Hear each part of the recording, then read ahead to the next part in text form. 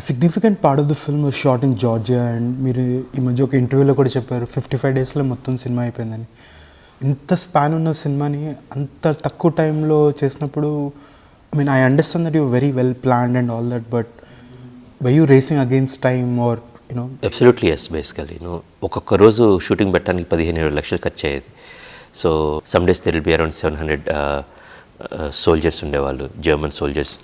వాళ్ళందరూ వచ్చి యూనిఫామ్ వేసుకోవడానికి టైం పట్టింది. 7 o'clockకి కాల్ షీట్ అంటే అందరూ బై ద టైం బ్రేక్ఫాస్ట్ అయిపోయి అందరు యూనిఫామ్ తీసుకుంటే అంతలోకి I have to do a small shots ఏమన్నాయో ఓన్లీ 10 సోల్జర్స్ ఎవరు రెడీ అవుతారు. గమ్మత్తైన ఎక్స్పీరియన్స్ అన్నమాట.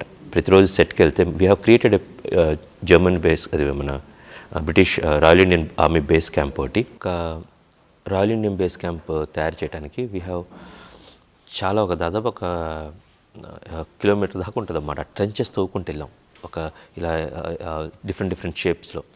ఒక వార్ కన్సల్టెంట్ తోటి ఇక్కడ బేస్ అయితే ఇక్కడ ఎవరైనా అటాక్ చేస్తే ఎలా ట్రెంచెస్ తవ్వాలి ఆ డిజైన్స్ అన్ని చేయించి we have created anti aircraft guns, anti tanker guns and boats. ఒక సినిమాలో ఒక మిలిటరీ బోట్స్ ఒకటి ఉంటాయి అన్నమాట. Everything we have created from the scratch and we have created 1 tank.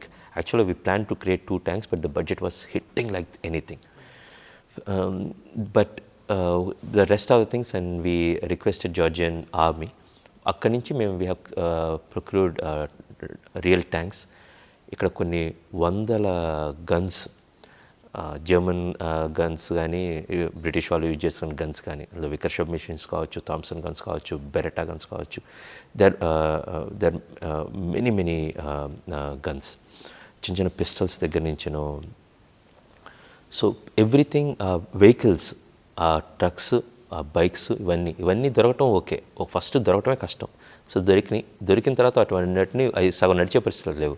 అన్నీ ఓవరాల్ చేసి మొత్తాన్ని సెటప్ చేసి imagine then amount of work it happened for a film. Second thing, the small props which make all the difference.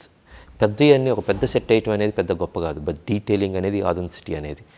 చాలా flea markets, అక్కడ ఒక పెద్ద team ఉందన్నమాట. చాలా ఫ్లీ మార్కెట్స్లోకి వెళ్ళి వీ ట్రై టు ప్రొక్యూర్. అప్పుడు యాంటిక్ షాప్స్ ఉంటాయి కొన్ని ఫ్లీ మార్కెట్స్లో. అప్పుడు యూజ్ చేసిన కప్స్ కానీ, మగ్స్ కానీ, టెలిగ్రాఫ్ సిస్టమ్స్ కానీ, చిన్న క్యాప్స్ కానీ.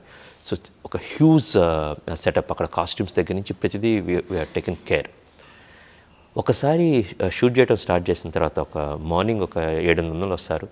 అందరు వెళ్ళి ఒక చిన్న అద్దాలు పెట్టుంటాయి అన్నమాట. అక్కడ ఉన్న చెట్లకో లేకపోతే టెంట్లు బయట అందరు వెళ్తారు, కూర్చుంటారు. కొంతమంది షేవ్ చేసుకుంటూ ఉంటారు, కొంతమంది బాబాస్ ఉన్నారన్నమాట. అందరికీ కొట్టేయటం, మిలిటరీ కట్టు పంపించడం ఎవ్రీ 2 daysకి చేయాల్సిందే అది. ఒక చిన్నది. సో అయిపోయిన తర్వాత అందరూ ఒక పెద్ద ఒక 16 ట్రక్ లాగా ఒకటి ఉంటుంది అన్నమాట. That is our wardrobe. అందులో ఒక్కరి పేరు మీద వరుణ్ తేజ్ దగ్గర నుంచి, నికేతన్ దగ్గర నుంచి, అవసరాల శ్రీనివాస్ దగ్గర నుంచి మిగతా 600 మంది సోల్జర్స్కి ప్రతి ఒక్కరి పేర్లు రాసి ఉంటాయి. They all have to go. ఆ యూనిఫామ్ అన్నమాట, వరుసగా వెళ్ళాలి. They have to uniform. Varun తేజ్కి ఇక్కడ క్యారవాన్ లేదు, సపరేట్గా ఏమీ లేదు. But I told Varun, we have to be with ఈ సోల్జర్స్ మొత్తం ఉండాలి. You have to lead them and they have to make you, they have to get inspired from you. And Varun, he didn't ask for a caravan, he didn't ask for, and he used to lead. Okay, come my group, who is running? And he used to go and చిన్న competitions పెట్టుకునేవాళ్ళు. అయిపోయిన తర్వాత from stage 3 they all have to run and they have to go to the guns. ప్రతి ఒక్కరి పేరు మీద gun tag చేసి ఉంటుంది అన్నమాట. They have to go, they have to take. అప్పుడు కొన్ని బుల్లెట్లు ఇస్తారు, అవి కూడా చాలా జాగ్రత్తగా చూసుకొని ఇవ్వాలన్నమాట. బుల్లెట్ వెలిస్తే $1. అది ఒకసారి నొక్కితే, ఇది మరి థామ్సన్ ఒకసారి నొక్కితే ఒకసారి 10 బుల్లెట్లు 12 బుల్లెట్లు వస్తాయి అన్నమాట. ఆ బుల్లెట్లు వస్తున్నప్పుడు కెమెరా బుల్లెట్స్ క్యాప్చర్ చేయాలంటే అబ్బా అనుకునే వాళ్ళం అన్నమాట. సో వరుణ్ ఒకసారి they have to take all the bullets and they have to go and they have to participate in this thing. So it's such a fun to shoot. And ఒకసారి running against time shoot చేసిన తర్వాత ఎందుకోసారి కొన్నిసార్లు రావు. We need another take. Expression కోసం కావచ్చు, ఎవరో camera తీసినప్పుడు పరిగెత్తడంలో ఇట్స్ క్యాకోఫనీ. ఎక్కడో ఇక్కడ బాంబు పెడతాము. సో 4 cameras జరుగుతున్నప్పుడు ఎవరో ఒకరు చిన్న మిస్టేక్ చేస్తారు. మళ్ళీ అంటే ఓకే కట్ అనగానే అందరూ ఒక్కసారి వెనక్కి తిరిగి చూస్తారన్నమాట. కట్ అనగానే వద్ద 15 మంది మళ్ళీ భారంగా వస్తారన్నమాట. మళ్ళీ బుల్లెట్లు, అందరు గన్ను తీసుకొని మళ్ళీ బుల్లెట్లు అన్నమాట. పక్కన నేనంటే రే రాజీవ్ ఎక్కడున్నాడు అటు తిప్పేయండి అన్నమాట producer. So there are so many challenges, making this film, but which made us exciting because ఇంతవరకు ఎవరు చేయలేదు.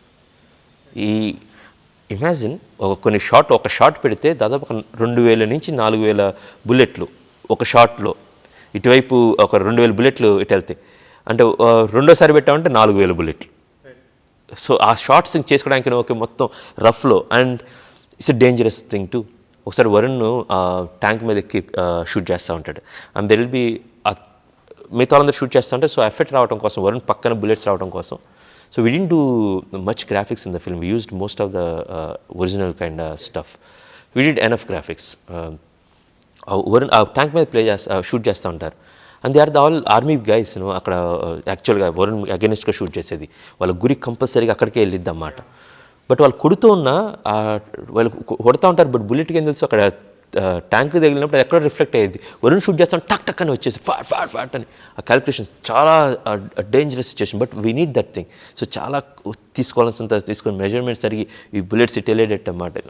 It's a lot of fun. We never ప్రతిరోజు imagine you're going to war field, everybody have a gun, the uniforms gun తీసుకోవచ్చు, ఒకసారి చూడగా that kind of thing. So high adrenaline pumping. ఒక సినిమాలో మనకి ఫస్ట్ వరల్డ్ వార్ సీక్వెన్స్, ఒక Germany వాళ్ళు వచ్చి బ్రిటిష్ బేస్ క్యాంప్ మీద ఫైట్ చేసే 12 minute సీక్వెన్స్ అన్నమాట. It's an extraordinary and we're able to execute it in a great man. Cinema మొత్తం షూటింగ్ అయిపోయిన తర్వాత చెప్తాను, there is no other person who can play Dupati Haribabu, no one else. So Nagababu garu చెప్పారు, thanks Krish, ఈ cinema కొంత చిన్న footage చూసిన తర్వాత మా వాడిని ఈ సినిమాలు చేశాను. కొన్ని sir thank you so much sir. Cinema ఇప్పుడు చూస్తున్నా నా భయం పుట్టింది, వామ్మో నేను వరుణ్ దగ్గరికి అప్రోచ్ కాకపోతే, వరుణ్ అప్పుడు బిజీ అయి ఉంటే, ఐ మీన్ వేరే సినిమాకి ఆల్రెడీ కమిట్ అయి ఉంటే నా పరిస్థితి ఏంటనేది.